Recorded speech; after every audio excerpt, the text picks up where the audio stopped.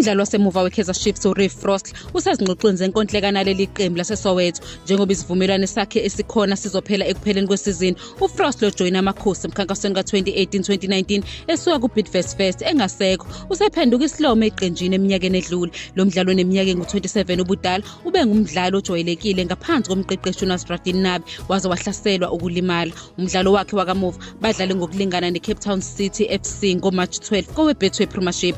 Ukuqagela kukhule kakhulu ngekusasa lo mdlalo wasemuva kwesokudla eklabhini. uFrost neKaizer Chiefs bafinyelele esivumelwaneni senkontileka entsha kodwa asikho isiqiniseko esisemthethweni esisenziwe futhi isivumelwano asikaphothulwa. Ngesikhathi ekhuluma nabezindaba ePolokwane, uFrost uzivumile lesi simo washo nenhloso yakhe yokuqhubeka eqenjini kanti futhi ubona ukungaqiniseki ngezingxoxo nangaphezulu kokwehla nokwenyuka kwezinga lakhe ngesikhathi edlalela leli qembu. Usazibophezela eqenjini futhi uyayazisa imvelo yobungcwete eNatural. Kuze kube manje kule season uFrost usedlala imidlalo engu-21 kuyona yonke imiqhudelwano wanikeza ngabasiza abathathu. Nakuba iKaizer Chiefs idonsa kanzima ukuze izivikele, ukuhlasela kukaFrost ophikweni kube yinto ephawulekayo emdlalweni wakhe.